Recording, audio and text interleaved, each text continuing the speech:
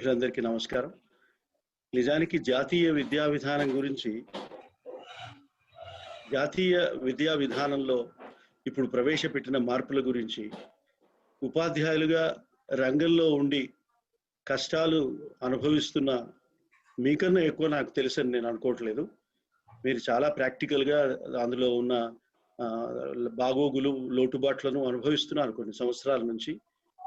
నాణ్యతకు సంబంధించిన విషయాల్లో కానీ, ఇన్ఫ్రాస్ట్రక్చర్ అంటే మౌలిక వనరుల విషయంలో కానీ, టీచర్స్ నియామకంలో కానీ, వారి శిక్షణలో కానీ, విద్యార్థుల పరిస్థితుల్లో కానీ, మధ్యాహ్న భోజనం పథకం లాంటి అనేక అంశాల గురించి మీకు తెలిసినంతగా నాకు తెలియదు. అయితే ఈ పాలసీ అనేది అందరినీ ఎఫెక్ట్ చేస్తుంది, అందరిపైన ప్రభావం చూపించగలుగుతుంది. మొత్తం దేశం వ్యాప్తంగా ప్రభావం చూపగలిగే ఒక కొత్త విధానం ఇది. దీనికి సంబంధించి మీరు చాలా చర్చలు జరిపారు. మీరు చూశాను, నేను మీ వెబ్సైట్లోకి, మీ ఫేస్బుక్ పేజీలోకి వెళ్ళి చూశాను. చాలా పెద్ద మనుషుల చేత మీరు ఉపన్యాసాలు ఇప్పించారు. హరగోపాల్ గారి స్పీచ్ నేను విన్నాను కొంచెంసేపు. వారు చాలా బాగా బ్యాక్గ్రౌండ్ చెప్పారు, బాగుంది అది. అయితే సమస్య ఏంటంటే ఇది చాలా కాంప్లెక్స్, ఒక సంక్లిష్టమైన విధానంగా మనకి కనపడుతున్నది. తర్వాత భాషను చూసినా, లక్ష్యాలు చూసినా చాలా అంబిషియస్గా, అసలు చదివితే అద్భుతంగా ఉందని అనిపిస్తుంది. నిజంగా ఇది సాధ్యమవుతుందా అని తర్వాత రెండోసారి చదివితే అనుమానం వస్తుంది. మూడోసారి చదివితే దీనికి ఏమైనా డబ్బులు ఇస్తారా వీళ్ళు, ఇవరా అనే అసలు డౌట్ పైకి వస్తుంది. ఇంకా ఇంకొక 2-3 సార్లు కనుక దీన్ని చదివితే ఇది ఒక పొయటిక్, రొమాంటిక్ లాంగ్వేజ్ లో ఉన్న అద్భుతమైన, ఆశావహమైన పథకంలా కనపడుతుంది. అమలు అవుతుందో లేదా, ఇంకా 20 ఏళ్ల కాల పరిమితి పెట్టారు దీనికి. 2020 నుంచి మొదలు పెడితే 2040 దాకా ఉంది దీని range of implementation. Dead lines చూస్తే ఫ్రంట్ లైన్ లో ఒక వ్యాసం వచ్చింది. ఒక్కొక్క డెడ్ లైన్ తీసుకోవడానికి ఎన్నాళ్ళు పడుతుంది అని ఒక స్టడీ ఉంది అందులో. అట్లాగే 2-3 చోట్ల చాలా చదివాను నేను ఈ మధ్య మీతో మాట్లాడడం కోసం. చాలా చోట్ల చాలా యాంగిల్స్ నుంచి ఈ యొక్క న్యూ ఎడ్యుకేషన్ పాలసీ పైన చర్చ జరిగింది, డిబేట్ నడుస్తోంది. ఇంకా చాలా వ్యాసాలు వస్తున్నాయి, పత్రికల్లో వాళ్ళు రాస్తున్నారు, వెబ్సైట్ మ్యాగజైన్స్ లో కూడా వస్తున్నాయి. నాకు మొట్టమొదట కలిగిన సందేహం ఏమిటంటే, ఇది చదివితే ఏదైనా ఇప్పుడు ప్రీ కన్సల్టేషన్ పాలసీ అని ఉంటుంది. ప్రీ కన్సల్టేషన్ లెజిస్లేటివ్ పాలసీ అని కేంద్ర ప్రభుత్వమే ఒకటి అడాప్ట్ చేసుకున్నది చాలా కాలం క్రితం, 10-15 ఏళ్ల క్రితం. ఏ ప్రభుత్వం అనే దానికి సంబంధించిన విషయం కాదు ఇది. ఇది జనరల్ గా ఎవరైనా ఒక కొత్త శాసనం చేయదలుచుకుంటే దానికి సంబంధించి విస్తృతమైన సంప్రదింపులు జరపాలి అని ఒక విధానం. ఇది ఒక బెస్ట్ అడ్మినిస్ట్రేటివ్ మెకానిజం. ఇది సుపరిపాలన మీరు చేయదలుచుకుంటే ఈ విధంగా చేయాలి సుపరిపాలన అని అందులో మీకు చాలా స్పష్టంగా ఆ విధానంలో ఉంటుంది. మీరు చాలా తీవ్రమైన మార్పులు చేయదలుచుకున్నప్పుడు ప్రజలను కన్సల్ట్ చేశామని చెప్తున్నారు. వీళ్ళ వెబ్సైట్ చూశాను నేను. చాలా ఒక ఏడాది నుంచి ఇది వెబ్సైట్ లో పెట్టాము. దీని డ్రాఫ్ట్ చర్చలు కూడా జరిగింది.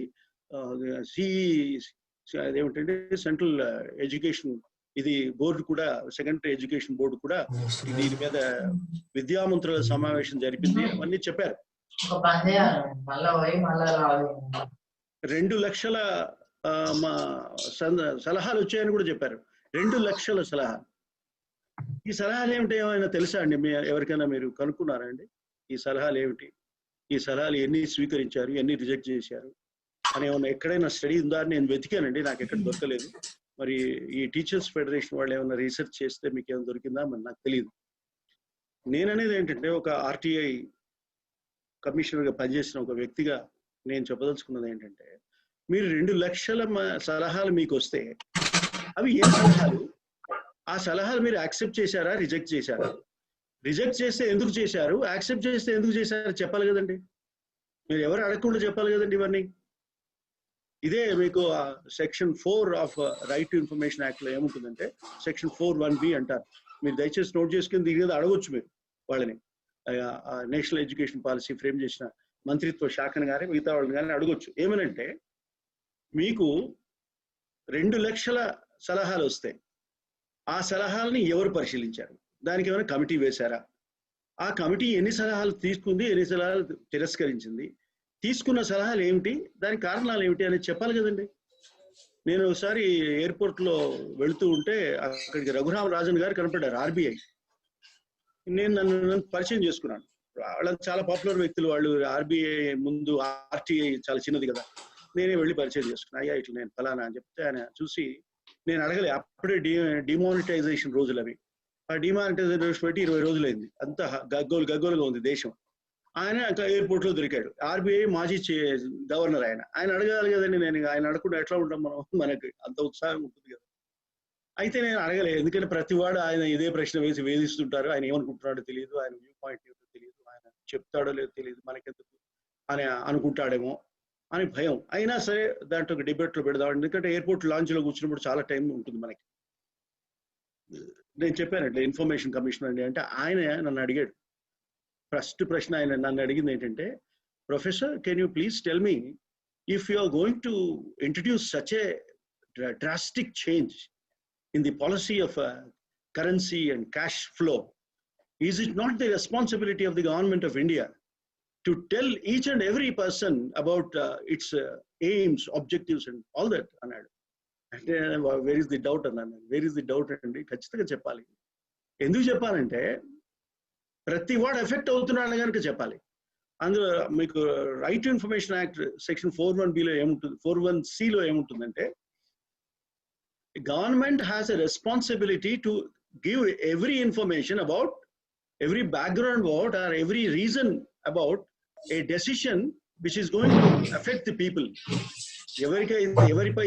ఎవరిపైన అయితే ఈ విధానం ప్రభావం చూపుతుందో, ఆ ప్రభావం పడే ప్రతి వ్యక్తికి మీ విధానంలో మార్పుల గురించి వివరించాల్సిన బాధ్యత, నైతిక బాధ్యత ప్రభుత్వం పైన ఉంది అని చెప్తున్నారు.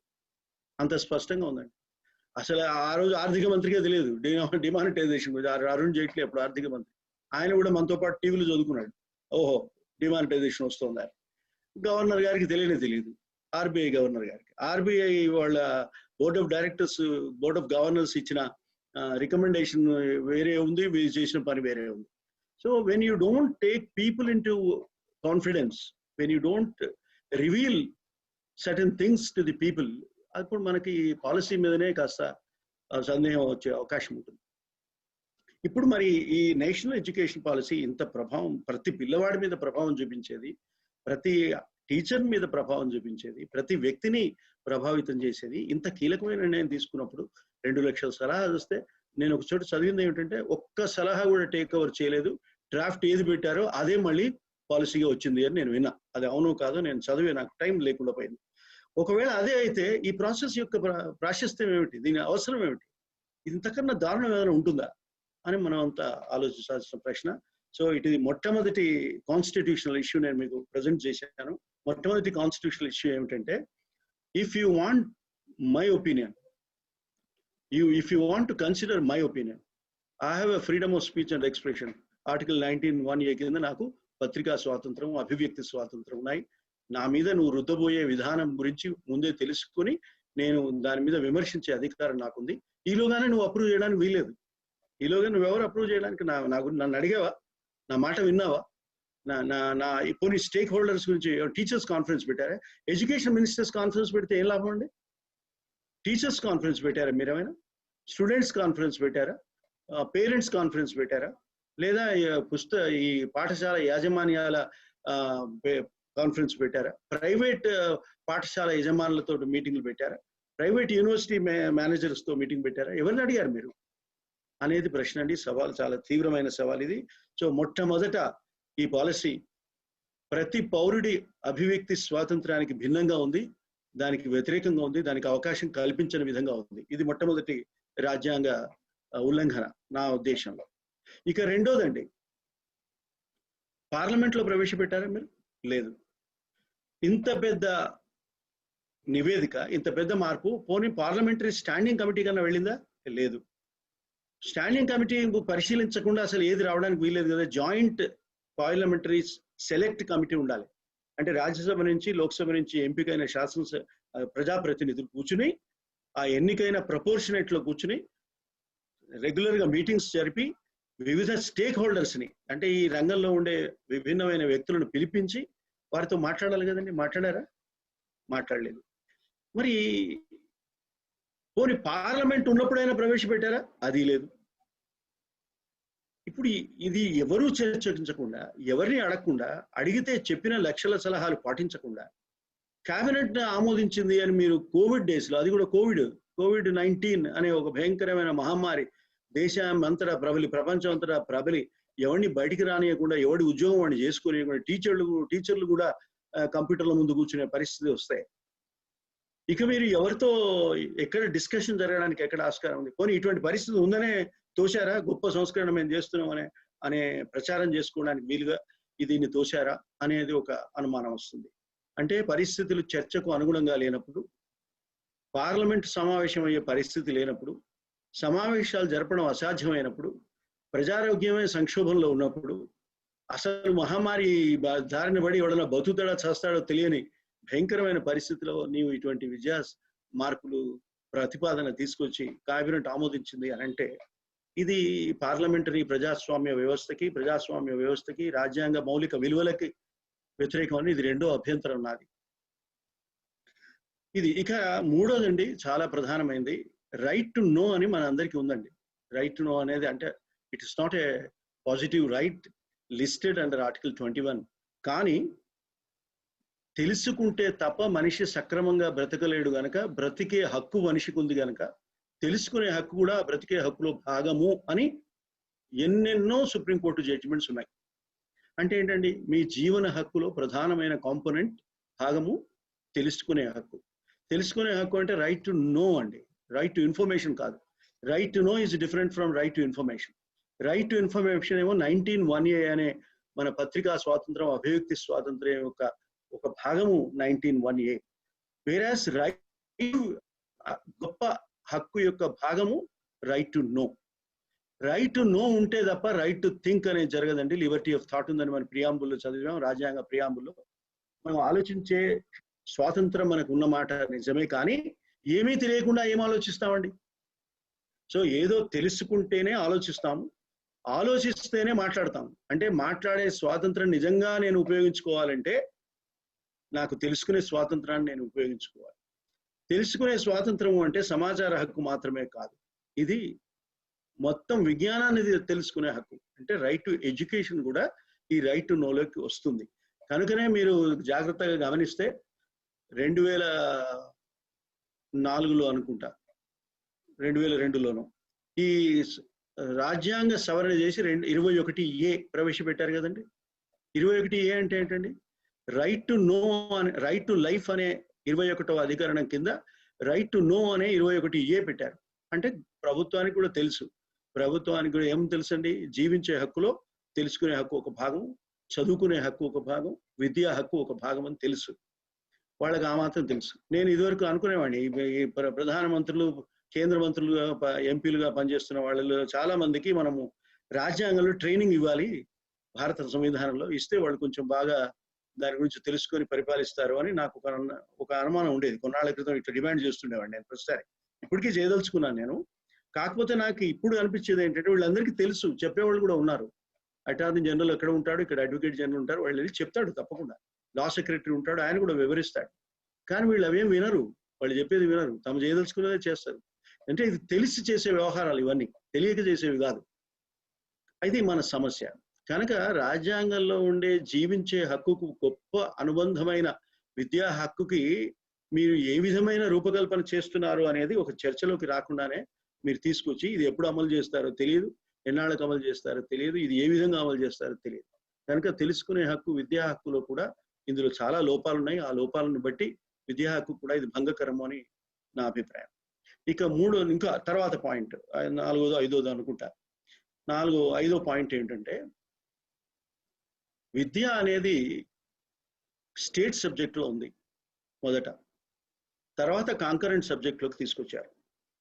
అంటే కాంకరెంట్ సబ్జెక్ట్, స్టేట్ సబ్జెక్ట్ అంటే ఏంటంటే, భారత సంవిధానంలో అధికారాల విభజన జరిగింది. కేంద్ర రాష్ట్ర ప్రభుత్వాల మధ్య ఏ అధికారాలు వారు వినియోగించుకోవాలి అనే విషయమని ఒక స్పష్టమైన విభజన ఉంది. మన రాజ్యాంగంలో ఏదైనా స్పష్టత ఉన్న గొప్ప భాగం ఏదైనా ఉందంటే అది అధికార విభజన భాగమే. చాలా బాగా ఉంటుంది.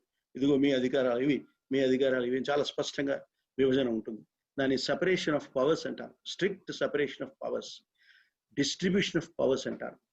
డిస్ట్రిబ్యూషన్ ఆఫ్ పవర్స్ కి సెపరేషన్ ఆఫ్ పవర్స్ కి తేడా ఏమిటంటే, అధికారాల విభజన ఇక్కడ ఈ కేంద్ర జాబితాలో, రాష్ట్ర జాబితాలో, ఉమ్మడి జాబితాలో అధికారాల విభజన జరుగుతుంది. అధికార వికేంద్రీకరణ ఎక్కడ జరుగుతుందంటే, అధికారాల వేర్పాటు ఎక్కడ జరుగుతుందంటే, ఇది అధికారాల పంపిణీ అని కూడా అనొచ్చు దీన్ని. అధికారాల వేర్పాటు ఎక్కడ జరుగుతుందంటే, న్యాయ వ్యవస్థకి ఈ అధికారాలు ఉన్నాయి, శాసన వ్యవస్థకి ఈ అధికారాలు ఉన్నాయి, కార్యవర్గ ప్రభుత్వానికి ఈ అధికారాలు ఉన్నాయి అని చెప్పినప్పుడు అది సపరేషన్ ఆఫ్, అంటే వేరు చేయడం, ఒకరి నుంచి ఒకరు వారు విడివిడిగా ఫంక్షన్ చేయాలి. వారి మధ్య కొందరు అంటూ ఉంటారు, న్యాయ వ్యవస్థకి ఉన్న ప్రభుత్వానికి మధ్య సమన్వయం లోపించిందండి, మీరు దీని గురించి మీరేం చెప్తారు? టీవీ వాళ్ళు అడిగే ప్రశ్న ఇది సామాన్యంగా. అంటే నేను అన్నాను, వాళ్ళ మధ్య సమన్వయం ఉండాలని మీకు ఎవరు చెప్పారండి అని అడుగుతాను. న్యాయ వ్యవస్థకి పరిపాలన వర్గానికి సమన్వయ వ్యవస్థ అంటే ఏమిటండి? 15 రోజులకు ఒకసారి ప్రధాన న్యాయమూర్తి ప్రధానమంత్రి కలుసుకొని ఏం చేద్దాం బ్రదర్ అని మాట్లాడుకోవాలి. అది ఉందా మన రాజ్యాంగంలో? దాని గురించి ఆలోచించారు అట్లా అని అడిగాను. అడిగితే అయితే వాళ్ళు కలుసుకోకూడదా సార్ అన్నాడు. అంటే ముఖ్యంగా మన యాంకర్లకి, టీవీ వాళ్ళకి మనం ట్రైనింగ్ ఇవ్వాలి రాజ్యాంగం గురించి. వాళ్ళకి చాలా పాపం తెలియదు, బేసిక్స్ తెలియదు వాళ్ళకి. అంటే అది అట్లా ఉండకూడదయా, వాళ్ళిద్దరు కలవకూడదు, అట్లా పెళ్లిళ్ళకు వీళ్ళు పిలవడం, వాళ్ళ డిన్నర్లకు వాళ్ళు రావడం ఇవన్నీ కుదరదు. ఎవరి లోకంలో వాళ్ళు ఉండాలి. వాళ్ళు విడివిడిగా ఉండి వాళ్ళు చేసే తప్పుల్ని చాలా నిష్పాక్షికంగా సమీక్షించడానికి వీలు ఎప్పుడవుతుందంటే వారు వేరువేరుగా ఉంటేనే వీలవుతుందండి. వారి మధ్య సమన్వయం ఉండడానికి వీల్లేదు. సమన్వయం ఉంటే రాజ్యాంగం వ్యతిరేకం అని చెప్పాను. అప్పుడు ఆ యాంకర్కి మాత్రం అది అర్థమైంది. మిగతా వాళ్ళకి అర్థం కావాలంటే వాళ్ళకి కూడా నేను చెప్పాల్సి ఉంటుంది విడిగా. అది పరిస్థితి. ఇప్పుడు ఇక్కడ సమన్వయము మనం ఏం చూస్తామంటే, ఇక్కడ ఏ రకమైన అధికార విభజన చూస్తామంటే, ఇట్లా స్టేట్ లిస్ట్ లో ఒకటి ఉంది, సెంట్రల్ లిస్ట్ లో ఒకటి ఉంది, ఉమ్మడి జాబితాలో కూడా ఉంటుంది. కనుక ఉమ్మడి జాబితాలో ఉంది కనుక కేంద్రం చట్టాలు చేయవచ్చు, తప్పకుండా చేయవచ్చు. కానీ దాన్ని ఏమంటారంటే మోడల్ లెజిస్లేషన్ అంటారు. మోడల్ అంటే ఇట్లా ఉంటే బాగుంటుందని మేమంతా పరిశోధించి నిర్ణయించి పెట్టామండి, మీరు అడాప్ట్ చేస్తే బాగుంటుంది అని అడగాలి అంతే. నువ్వు రుద్దడానికి వీలేదు, మా నెత్తిన అందరి నెత్తిన రుద్దడానికి వీలేదు. రుద్దితే ఇంకా ఫెడరలిజం ఏముంది, రాజ్యాంగాలో 3 టైర్ అడ్మినిస్ట్రేషన్ వ్యవస్థ ఏముందండి. 3 టైర్ అంటే ఏంటి? కేంద్రంలో నీవు, రాష్ట్రాల్లో రాష్ట్ర ముఖ్యమంత్రులు, ప్రభుత్వాలు, కింద స్థానిక సంస్థల్లో ఎన్నికైన ప్రజాప్రతినిధులు. వీళ్ళు కదా మన విద్యా విధానాన్ని అమలు చేయాల్సింది. జిల్లా పరిషత్ స్కూల్స్ ఉండాలి, మున్సిపల్ స్కూల్స్ ఉండాలి, గ్రామ పంచాయతీ స్కూల్స్ ఉండాలి, మీకు రాష్ట్ర స్థాయి స్కూల్స్, కళాశాలలు, యూనివర్సిటీలు ఉండాలి, కేంద్రంలో నీవు ఉండాలి, నీకు కొన్ని పాఠశాలలు లేదా ఉన్నత విద్యా రెగ్యులేటరీ సంస్థలు నీకు ఉండాలి. ఇట్లా ఎక్కడ ఏ స్థాయిలో ఆయా స్థాయి పాఠశాలలు, కళాశాలలు, విద్యాశాలలు ఉంటే తప్ప సమగ్రంగా ఈ 130-140 కోట్ల ప్రజానీకానికి విద్యను అందించే అవకాశం మీకు రాదు. కనుక ఉమ్మడి జాబితాలోను రాష్ట్ర జాబితాలోను పెట్టారు. ఈ రాష్ట్రాలు అసలు వాళ్ళకి తెలుసా విద్య పైన చట్టాలు చేసే అధికారం వాళ్ళకు ఉందని తెలుసా? నాకు అనుమానం. కొన్ని రాష్ట్రాలు తమకు కావలసిన విద్యా సంస్కరణలు తీసుకురావచ్చని వాళ్ళకి తెలుసునా? నాకు అర్థం కావట్లేదు. అసలు ఏ రాష్ట్రం నా అధికారం ఇది, నేను తీసుకొస్తాను, నాకు కావాల్సిన సవరణలు నువ్వు నాకు చెప్పడం ఏమిటి అని అడిగేవాడు కూడా లేకుండా పోయినాడు. అది ఒక విచిత్రమైన పరిస్థితి. ఒక ఫెడరల్ రాజ్యాంగ విధానం. మనం ఫెడరేషన్ కాదని అనుకుందాం కాసేపు. నిజానికి మనం ఫెడరేషన్ అని మనం ఏమో పాఠాలు చెప్తుంటాం, కానీ నిజానికి ఫెడరేషన్ కాదనిపిస్తుంది నాకు. ఎక్కడ ఫెడరేషన్? మనం యూనియన్ ఆఫ్ స్టేట్స్ అంటాం. మనం ఆర్టికల్ నెంబర్ 1లో యూనియన్ ఆఫ్ స్టేట్స్ అంటే ఏంటి? రాష్ట్రాలని సంఘం ఏర్పడితే ఆ సంఘం మనది. ఫెడరేషన్ కాదు, సమాఖ్య కాదు, సంఘం. సంఘం అంటే మీకు తెలుసు కదా, సంఘం మీకు ఫెడరేషన్ గురించి మీరు సంఘాల సమాఖ్య అంటారు కదా. అంటే ఏ సంఘానికి ఆ సంఘం స్వయం పరిపాలన అధికారాలు ఉండి అందరూ కలిసి ఒకానొక అభిప్రాయాన్ని పైన కలిసి పనిచేయడానికి ఏర్పడే ఒక లూజ్ అసోసియేషన్ ఫెడరేషన్ అనేది. యూనియన్ అనేది ఒక స్ట్రాంగ్ యూనియన్, స్ట్రాంగ్ అసోసియేషన్. అది స్ట్రాంగ్ అసోసియేషన్ కి లూజ్ అసోసియేషన్ కి తేడా ఉంది.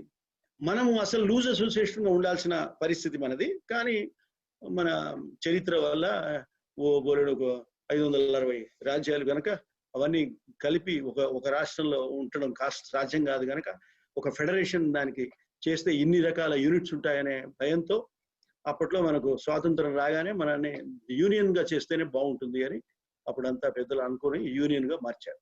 యూనియన్ ఆఫ్ స్టేట్స్ మన పేరు, అందుకే Bharat that is union of states అని అంటాడు. India that is Bharat union of states, ఇది లాంగ్వేజ్ మొట్టమొదటి article. So we are a union, we are not a federation. అయినప్పటికీ రాష్ట్రాలకు కొన్ని అధికారాలు ఉన్నాయి. రాష్ట్రాల జాబితాలో ఉన్న విద్య మీద వారు సంస్కరణలు తీసుకురావచ్చు, వారికి అటానమీ వదిలేయాలి. ఇవాళ నువ్వు మాతృభాషలో విద్యాబోధన చెప్పమని అంటున్నావు. ఎందుకు చెప్పాలండి మాతృభాషలో విద్యాబోధన? ఎందుకంటే అక్కడ ఆ ప్రాంతంలో చరిత్ర కానీ, ఆ ప్రాంతంలో సాహిత్యం కానీ, ఆ ప్రాంతంలో జీవన విధానాలు కానీ ఆ భాషలో ఉంటే వాడు చదువుకోవడానికి వీలుంటుంది, వాడు తొందరగా మెదడుకు ఎక్కుతుంది అనే ఉద్దేశంతో నువ్వు చెప్తున్నావు. అందులోనే అటానమీ ఉంది, ప్రొవిన్షియల్ అటానమీ, అందులోనే స్టేట్ అటానమీ ఉంది, అందులోనే లింగ్విస్టిక్ అటానమీ ఉంది ఆ రికమెండేషన్ లోనే. అది అర్థం చేసుకోవాలండి. That basic concept of linguistic autonomy and the culture, right to identity, తర్వాత రైట్ టు అటానమస్ రూల్ అనేది ఉంది కనుక అది మీరు రాష్ట్రాలకి వదిలేయాల్సిన అంశము. కాకపోతే ఎవరిని అడగకుండా వీళ్ళకి తెలియదు, వాళ్ళకి తెలియాల్సిన అవసరం లేదు, వాళ్ళు ఇంపోజ్ చేశారు. So it's a federal question of authority of states and all other issues కూడా ఇందులో ఇన్వాల్వ్ అయి ఉన్నాయి. రాష్ట్రం మాట్లాడాలి. ఇప్పుడు మాతృభాషలో నేను విద్యాబోధన చేస్తా అంటే నేను ఎట్ట చేయాలి అనేది నేను నిర్ణయించుకోవాలి. అది మీరు చెప్పాలి కదండి. నేను చేయనని ఒకరు, చేస్తామని ఒకరు, ఇట్లా రకరకాలుగా మనం వింటున్నాం కదా. ఇప్పుడు ఎట్లా ఇది? సో రాష్ట్రం కూడా ఒక కన్విన్స్ చేసి ప్రజలందరితో మాట్లాడి ఇది మా పరిస్థితి అని అనుకునేట్టుగా ఉండాలి. ఇది మరొక రాజ్యాంగ నియమం అండి. ఇట్లా కన్సల్టేషన్ ప్రాసెస్ గురించి చెప్పాను మీకు. ఇంకా మీకు ఒకటి ప్రధానమైన ఇంకొక మాటనండి, అన్నిటికన్నా ముఖ్యమైనది ఇది నేను చెప్పదలుచుకున్నది, ఈక్వాలిటీ అండి. ఈక్వాలిటీ మనకు రెండు పదాలు ఉన్నాయి. మనకు న్యాయ వ్యవస్థలోను జనరల్ గా రాజ్యాంగ సంవిధాన భాషలో కూడా మనకు రెండు పదాలు కనపడతాయి, ఈక్వాలిటీ అండ్ ఈక్విటీ అని కనపడతాయి. ఈక్వాలిటీ అంటే ఏమిటంటే అందరినీ సమానంగా చూడడం. ఈక్విటీ అంటే ఏమిటంటే సమానంగా ఉండని వారికి సమానత్వ అవకాశాలు కల్పించే ప్రత్యేక సదుపాయాలు చేయడం ఈక్విటీ. మీకు రాజ్యాంగం ఈక్వాలిటీకి అదే రిజర్వేషన్లు ఈక్వాలిటీకి మినహాయింపు అని చెప్తుంటారు మన వాళ్ళంతా. నేను అది ఒప్పుకోను. రాజ్యాంగంలో కొన్ని రిజర్వేషన్లు ఇవ్వడం అనేది ఈక్విటీకి ఉదాహరణ. ఈక్విటీ లేని ఈక్వాలిటీ లేదు. ఈక్విటీ అనేది సమత. తెలుగులో మాట్లాడుకోవాలంటే ఈక్విటీ అంటే సమత, ఈక్వాలిటీ అంటే సమానత. సమానతకి సమతకి తేడా ఏమిటంటే అందరిని గుర్రాన్ని గాడిదని నువ్వు ఒక గాడిని కట్టలేవు. గుర్రం వేరు, గాడిద వేరు, 4 కాళ్ళు, తోక, తలకాయ అన్ని సమానమే. కానీ అయినా లక్షణాలు కొన్ని వేరున్నాయి కదా. మరి దాన్ని చూడవా? గాడిదలను తీసుకొచ్చి గుర్రాల క్లాస్లో కూర్చోబెట్టి పాఠం చెప్పగలవా? చెప్పలేవు కదా. కనుక గుర్రాలని గుర్రాల్లాగా చూడాలి, గాడిదల్ని గాడిదలాగా చూడాలి. అది మన కామన్ నాలెడ్జ్. అది అంటే ఏంటండి, ఒకవేళ నీవు రెండు ఆర్థిక నేపథ్యం ఉన్న, 2 రకాల ఆర్థిక నేపథ్యం ఉన్న వర్గాలకి నువ్వు ఒకే రకమైన అవకాశాలు కల్పించదలుచుకున్నప్పుడు, ఆ అవకాశాలు అందిపుచ్చుకునే అవకాశం వాడికి లేనప్పుడు, ఆ అవకాశాల్లో వాడికి వచ్చే మార్గాలు సృష్టించాల్సిన బాధ్యత ప్రభుత్వం మీద ఉంది కనుక రిజర్వేషన్ అనే ఒక విధానం వచ్చింది. Reservation is not an exception to equality class, it is an extension to equality class అని చెప్తాం మేము పాఠాల్లో, రాజ్యాంగ పాఠాల్లో చెప్తాం. It is not an exception, it is an extension. అంటే ఎట్లా, how do I achieve it అంటే చెప్తారండి. ఈ విధంగా నేను వాడికి స్పెషల్ ట్రైనింగ్ ఇస్తే వాడు అడ్మిట్ అవుతాడు. అడ్మిట్ అయిన తర్వాత నేను వాడికి ఇంకా కొంచెం స్పెషల్ ట్రైనింగ్ ఇస్తే వీడితో పోటీ పడతాడు. వీడితో పోటీ పడిన తర్వాత వాడికి మెరిట్ అనేది వస్తుంది. అప్పుడు మేము ఇద్దరిని సమానంగా చూస్తాం. అది అండి రిజర్వేషన్లో ఒక లక్ష్యం. సో ఈక్వాలిటీ అనేది ప్రధానమైన అంశం. ఇప్పుడు మనకి విద్యారంగంలో ఈక్వాలిటీ ఉందా? నాకన్నా ఎక్కువ మీకు తెలుసు లేదని మీరు వెంటనే చెప్తారు. ఎందుకు చెప్తారంటే రకరకాల స్కూల్స్, నేనైతే ఇది ఎవరైనా పరిశోధన చేశారా, పరిశీలించారా తెలియదు నాకు. ఈ న్యూ ఎడ్యుకేషన్ పాలసీలో ఈ విషయం ఎందుకు లేదో ఆశ్చర్యంగా ఉంది నాకు. KVS కేంద్రీయ విద్యా సంస్థల స్టాండర్డ్ ఒకటి ఉంటుంది, రాష్ట్రాల్లో ప్రభుత్వాలు చెప్పే పాఠశాల స్టాండర్డ్ ఒకటి ఉంటుంది, యూనియన్ టెరిటరీస్ లో చెప్పే పాఠశాల స్టాండర్డ్ ఒకటి ఉంటుంది. ఆ తర్వాత మీరు పబ్లిక్ స్కూల్స్ అంటారు. ఇంకా ఏమిటంటే ఇంకొక కేటగిరీ ఉంది, సెంట్రల్ సెకండరీ ఎడ్యుకేషన్, CESB అదొకటి అంటారు. ఇంకేదో India society of education institutions ఉన్నాయి. వాళ్ళు అంటారు మాకు ప్రభుత్వంతో సంబంధం లేదండి, మేము మా ఇష్టం వచ్చినట్టు మేము అఫిలియేట్ ఇస్తాము, ఇస్తాము, వాళ్ళు చేస్తారు, మేము చూసుకుంటాం, మీరు మా జోలికి రావద్దు అంటాడు. ఇన్ఫర్మేషన్ కూడా ఇవ్వనంటాడు. అని మరి పబ్లిక్ తో డీల్ చేసేవాడు నువ్వు ఇన్ఫర్మేషన్ ఎందుకు ఇవ్వరా నాయన అంటే, మేము గవర్నమెంట్ నుంచి ఒక్క పైసా తీసుకోవట్లేదు కదండి, అయినా నువ్వు సర్టిఫైయింగ్ అథారిటీ, అఫిలియేటింగ్ అథారిటీ అంటే, అయినా సరే మాకు మేము చూసుకుంటున్నాం కదా సార్, మీతో మాకేం సంబంధం అంటే. సో ఇన్ని రకాల బడులు ఉన్నాయి. గుడులు ఎన్ని రకాలుగా ఉన్నాయో బడులు కూడా అన్ని రకాలుగా ఉన్నాయి. ఇప్పుడు ఈ ఇన్ని రకాల బడులలో రాబడులు చూసుకునే బడులే తప్ప చదువు చెప్పే బడులు ఎవరైనా, రాబడి మనకు ప్రధానమైన లక్ష్యం కానీ చదువు ఎక్కడ లక్ష్యంగా ఉన్నది. ఇంకొక విచిత్రం, ఇప్పుడు కేంద్రీయ విద్యా సంస్థ ఏమంటారు దాన్ని, కేవీఎస్ కదా, కేంద్రీయ విద్యా సంస్థలో ఎవరికి సీట్లు ఇస్తారండి తెలుసా మీకు? కేంద్రీయ విద్యా సంస్థలో పనిచేసే టీచర్లకు ఎక్కువ స్కేల్ ఎందుకు ఉందండి తెలుసా మీకు? కేంద్రీయ విద్యా సంస్థల యొక్క ఇన్ఫ్రాస్ట్రక్చర్ స్టాండర్డ్స్ హయ్యర్ ఎందుకున్నాయండి తెలుసా మీకు? అక్కడ అది ఎవరికో తెలుసా? పోనీ కనీసం కేవీఎస్ స్కూల్స్ ఎవరికో తెలుసా? కేవీఎస్ స్కూల్స్ కేవలం ఐఏఎస్, ఐపీఎస్, ఐఎఫ్ఎస్ ఆఫీసర్ల కొడుకులకి, బిడ్డల కోసం కేంద్ర ప్రభుత్వం ఏర్పాటు చేసిన ప్రత్యేక విద్యా సంస్థలు. ఇటువంటి అన్యాయమైన వివక్షతో కూడిన విద్యా విధానం ఏ దేశంలోనూ ఉందా అని అడుగుతున్నాను నేను. కేవీఎస్ లో ఐఏఎస్ అధికారుల పిల్లలు, సివిల్ సర్వెంట్స్ల పిల్లలు మాత్రమే హైయెస్ట్ స్టాండర్డ్ ఆఫ్ ఎడ్యుకేషన్ చదువుకోవడానికి రాష్ట్రం కాదు, కేంద్ర ప్రభుత్వం నుంచి వేల కోట్ల రూపాయలను వెచ్చించి ఒక సెంటరు, ఒక సంస్థానం, కేవీఎస్ ఆఫీసు జాతీయ స్థాయిలో ఏర్పాటు చేసి దానికోసం వేరే స్టాండర్డ్స్ పెట్టేసి నువ్వు పెట్టుకుని అందులో నేను ఇంకో వేరే వాళ్ళకి అడ్మిషన్ ఇవ్వను అంటే ఎంత వివక్ష అండి. ఆర్టికల్ 14 ఎక్కడ పోయింది, 15 ఎక్కడ పోయింది, 16 ఎక్కడ పోయింది? మీ రిజర్వేషన్లు, మీ ఇంకేమనాలి దాన్ని, ఏ భాషలో దాన్ని చెప్తే మీకు అర్థమవుతుంది? ఎక్కడైనా అక్కడ పనికొస్తాయా? ఏం పనికిరావు. పోనీ కేవీఎస్ స్టాండర్డ్ ఎడ్యుకేషన్ మీకు అంటే పిల్లలు బాగా చదువుకోవాలంటే ఈ స్టాండర్డ్స్ ఉండాలని కేంద్ర ప్రభుత్వానికి తెలుసునంటే కదండి కేవీఎస్ పెట్టిందంటే. తెలుసు.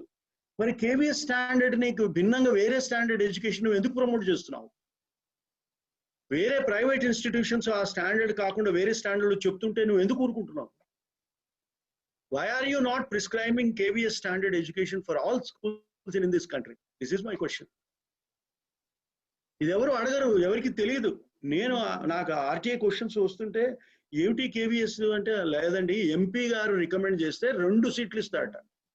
ఆ ఏరియా ఎంపీ గారు చేస్తే ఆ ఏరియాలో ఉన్న బడికి 2 సీట్లు ఇస్తాడు. ఈ 2 సీట్లను ఆ ఎంపీ గారు ఎంతమందికి ఇస్తాడండి పాపం? మీద పడి పీక్కు తింటారు కదా తెలిసిన వాళ్ళంతా. ఆయన ఎవరికి ఇవ్వాలో ఆయనకు తెలియదు. కొందరు దానికి వెలగట్టి విలువ పెట్టి దాని మీద కూడా రాబడి చూసుకుంటారు. ఈ బడి ద్వారా కూడా రాబడి చూసుకునేవాళ్ళు కొందరు ఉన్నారు. వాళ్ళు కూడా వాళ్ళ జోలికి మనం పోదు. మరి ఇది ఎట్లా అండి? అందులో కేంద్ర ప్రభుత్వ ఉద్యోగులకి అంటాడు. మళ్ళీ కేంద్ర ప్రభుత్వ ఉద్యోగులు అంటే చివరికి కింద సూపరింటెండెంట్లు, వాళ్ళు క్లర్కులు. నేనన్నా కేంద్ర ప్రభుత్వ ఉద్యోగం అంటే కేంద్ర ప్రభుత్వంలో అటెండర్ గా పనిచేసేవాడు కూడా ఉద్యోగే, కేంద్ర ప్రభుత్వ ఉద్యోగం. అవునా కదా? అవును. వాడి కొడుకు ఎందుకు ఇవ్వమంటా నేను అన్నా గొడవ పెట్టుకున్నావు ఒకసారి ఢిల్లీలో. పెట్టుకుని నా దగ్గర అటెండర్ గా పనిచేసి వాడి కొడుక్కి సీట్ ఇప్పించాను నేను, నానా తంటాలు పడి. అయితే సిస్టంలో లేదు అది.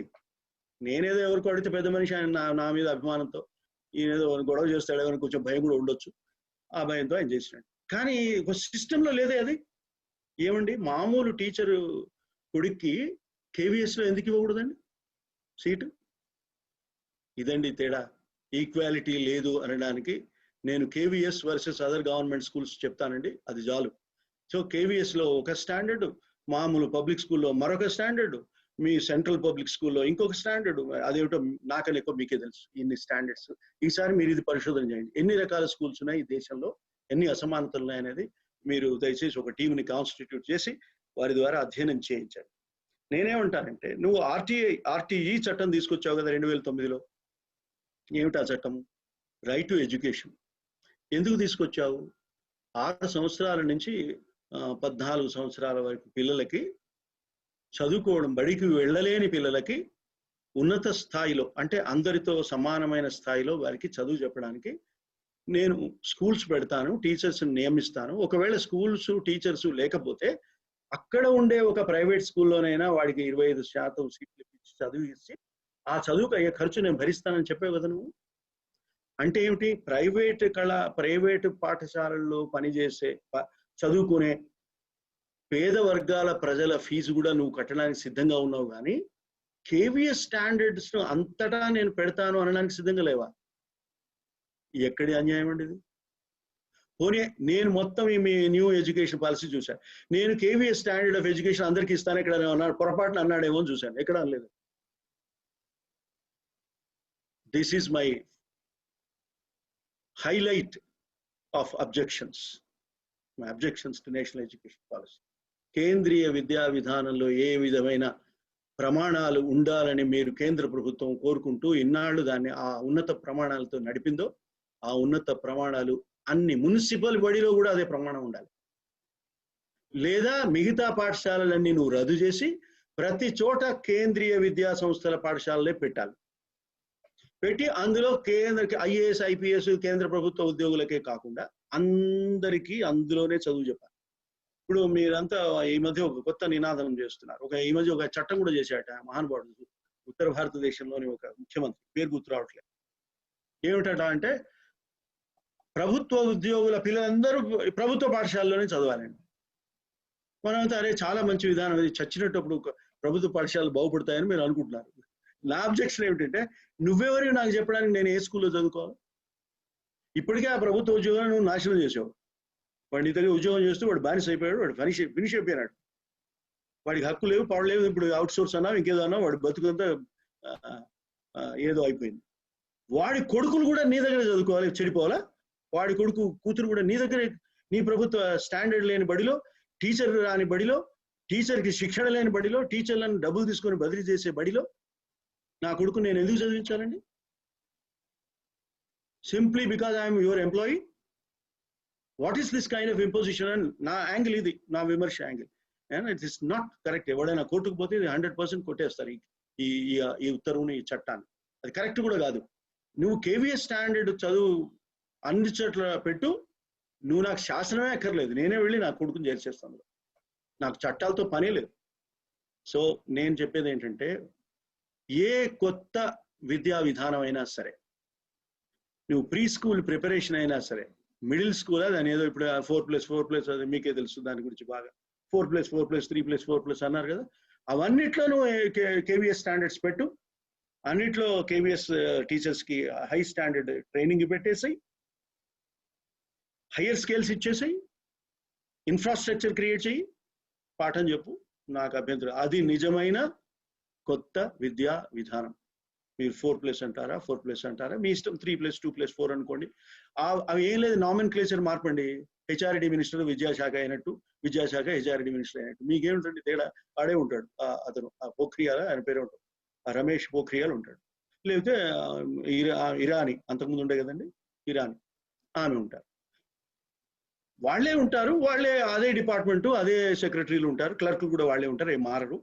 మా కాళోజీ నారాయణరావు గారు మాకు స్వాతంత్ర నిన్ననే స్వాతంత్ర దినోత్సవం జరిగింది కదా, అటువంటిప్పుడు పిలిస్తే ఆయన, ఏం మారిందిరా స్వాతంత్రం వస్తే?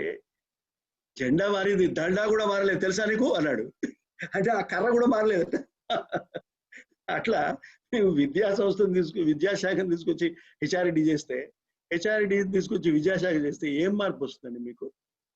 అట్లే మీ 4+4+ మీరు ఏమైనా మార్పు ఉందని అనుకుంటే మీకే తెలియాలి, నాకు తెలియదు. అది నేను దాని జోలికి పోదలుచుకోలేదు. అందులో ఏముందో మీకు నాకన్నా ఎక్కువ మీకే తెలుసు కనుక ఆ విషయాలు నేను పెద్దగా చెప్పదలుచుకోలేదు. కాబట్టి మీరు ఏదైనా 4+4+ అనండి, మీరు ఏదో ప్లస్ పెట్టండి, కానీ యూనిఫామ్ స్టాండర్డ్ ఆఫ్ ఎడ్యుకేషన్ ఇవ్వండి. It is not my demand, it is the mandate of the constitution. I'm not demanding it, I'm asking you to implement the constitution which you are suppose to. So article 14 demands. ఇంకొకటి తెలుసా, 15లో ఒక exception ఉంది. Article 15లో ఒకసారి ఇక్కడ రాసుకోండి, మీరు చదువుకోవాలి. మీరు, I request you to read. 15లో ఏముందంటే, ప్రభుత్వ ధనంతో నిర్మించిన ఏ వనరులు కానీ, ఏ పబ్లిక్ ఇన్స్టిట్యూషన్ కానీ, ఏ వనరు కానీ వివక్ష, దాంట్లో ప్రవేశానికి, యాక్సెస్ కు వివక్ష ఉండడానికి వీల్లేదు. అంటే ఒక చెరువు కట్టారు, మీరు చెరువు కట్టి ఫలానా వాడు రావడానికి వీల్లేదంటే మీరు మధ్యయుగం నాటి మనుషులు అన్నట్టే కదా, అన్టచబిలిటీ ఉంది అన్నట్టే కదా. దానికి ఫలానా వాళ్ళు రావడానికి వీల్లేదు, బిలో ది పావర్టీ లైన్ రావడానికి వీల్లేదంటే ఏమన్నట్టండి? అర్థం ఉందా? మీకు తెలుసా, మనకు హైదరాబాద్ లో ఒక పెద్ద హైవే ఉంది, పివి నరసింహారావు హైవే అని దానికి పేరు. ఇక్కడికి పోతే స్ట్రైట్ గా మీరు ఎయిర్పోర్ట్ లోనే దిగుతారు, మధ్యలో ఎవడు మిమ్మల్ని ఆపడు. ఎంత గొప్ప సంస్కరణ అండి అది. అసలు ఇంత గొప్ప సంస్కరణ ఊహించారని స్వాతంత్రం వచ్చిన తర్వాత అని మనం అంతా మెచ్చుకుని. అసలు దాంట్లో ఉన్న సమస్య ఏమిటో తెలుసా, నువ్వు 3 వీలర్స్ ని 2 వీలర్స్ ని ఆపడానికి నువ్వెవడి, అసలు నీకెక్కడ ఉంది అధికారం దాని మీద? 4 వీలర్సే వెళ్ళాలి, హెలికాప్టర్లోనే దిగాలి, బోయింగ్ 737 లోనే ప్రయాణం చేయాలని నువ్వు పెట్టొచ్చునా? నేను నిబంధనలు పెట్టొచ్చా? రాజ్యాంగం ఒప్పుకుంటుందా? ఒక్కడ అడగలేదు ఇంతవరకు. నా డబ్బులతో నువ్వు రోడ్డు కడతావు, అక్కడ బ్రిడ్జ్ చేస్తావు 16 కిలోమీటర్లో 11 కిలోమీటర్లో, నేను బైక్ మీద దాని మీద రావద్దంటే కావాలంటే రోడ్డు వెడల్పు చేసుకుని ఒక ఛానల్లో విడిపోవాలని చెప్పు, రెగ్యులేట్ చెయ్యి. Regulation is not prohibition and you are prohibiting in the name of regulation. It is not correct. నేను ఒక జడ్జి గారిని తీసుకొచ్చా, ఢిల్లీ జడ్జి గారిని, మురళీధర, మీరు వినే ఉంటారు. జడ్జి గారిని నల్సార్లో పనిచేస్తున్నప్పుడు ఆయన ఉపన్యాసం ఏమంటే ఎయిర్పోర్ట్కి పోయి నేను రిసీవ్ చేసుకొని తీసుకొస్తున్నాను. ఈ పివి నరసింహారావు హైవే గురించి చెప్తున్నాను, దాని యొక్క వైభవాన్ని. ఇది పివి నరసింహారావు హైవే అండి, 11 కిలోమీటర్లు, మీరు ఎక్కడ దిగరు, అద్భుతం, పైకి హై లెవెల్లో ఉంటారు మీరు, చూడండి ఎంత నగరం ఎంత అందంగా కనపడుతుందో, ఇవన్నీ మేము చెప్తున్నాం అన్నమాట. మాగులాగా చెప్తున్నా. అవునా అవునా అని చూస్తున్నాడు ఆయన. అవును professor, I'm not finding 3 wheelers and 2 wheelers అన్నాడు ఆయన. చూడండి ఎంత keen observation. They are prohibited అన్న. Professor, constitutional law professor, what are you saying? How can anybody be prohibited like that? And we have done it and nobody is questioning, sir. ఆయన ఆశ్చర్యపోయాడు. ఇట్లా కూడా ఉంటుందా ఈ దేశంలో అన్నాడు. ఇట్లా కూడా ఉంది. ఎన్నేళ్ళ నుంచి ఉందో మీకు తెలుసు, నేను చెప్పాల్సిన పని లేదు. సో కేవీఎస్ అనే ఒక ప్రభుత్వం నిర్మించిన విద్యా వ్యవస్థలో, ప్రజల నిధులతో నిర్మించిన విద్యా వ్యవస్థలో ప్రజలలో కొన్ని వర్గాల వారికి ప్రవేశం నిషేధం అంటే రాజ్యాంగ వ్యతిరేకం కాదండి? సంవిధానంలో సమానత సూత్రానికి భిన్నం కాదా? భంగకరం కాదా? ఇది ప్రశ్న.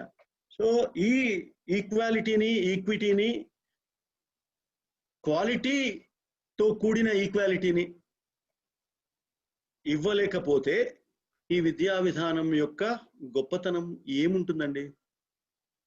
ఈ విద్యా విధానం బాగుందని ఎట్లా అనాలండి?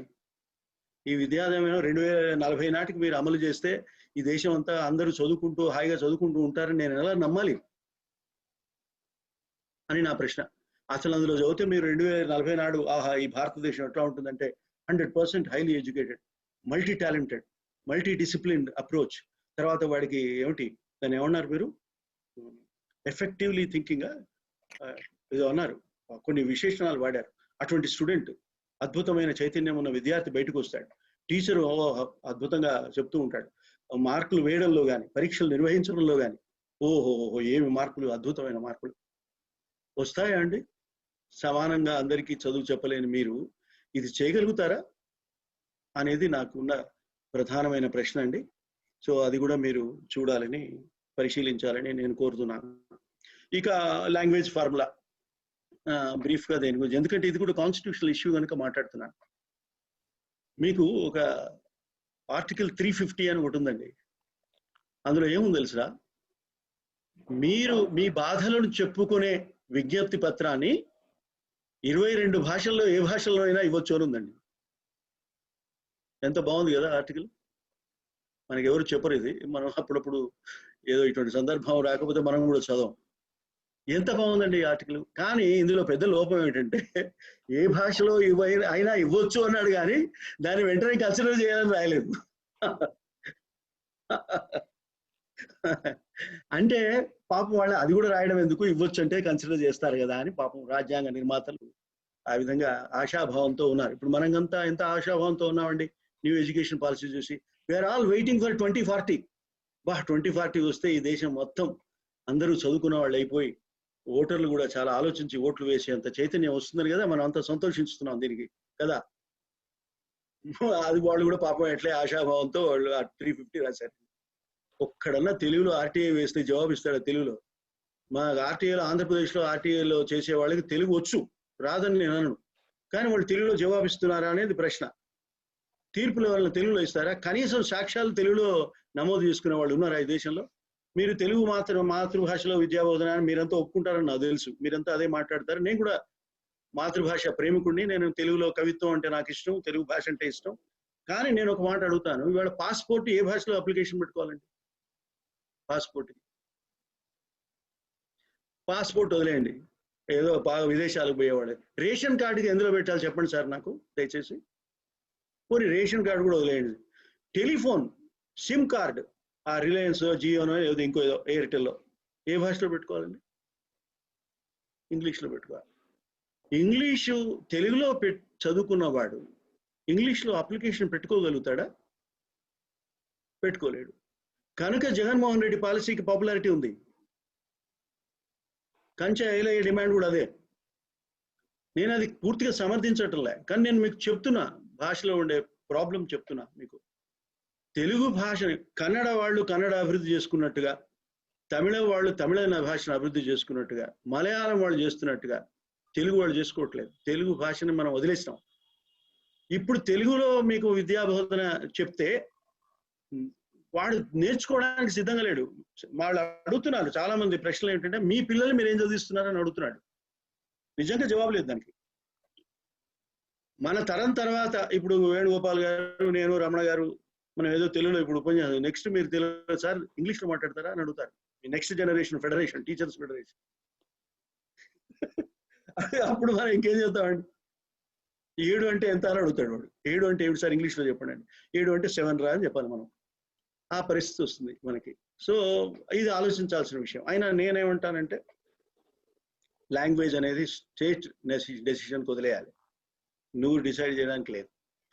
ఎట్ ది సేమ్ టైం ఇంకోటి ఏం చేయాలంటే, హిందీ సంస్కృతం నువ్వు డెవలప్ చేయాలని అనుకుంటున్నప్పుడు దానికి నువ్వు ఒక ప్రత్యేకమైన ప్రోత్సాహకాలు ఇవ్వాలి, డబ్బులు ఇవ్వాలి, స్కీమ్స్ ఉండాలి.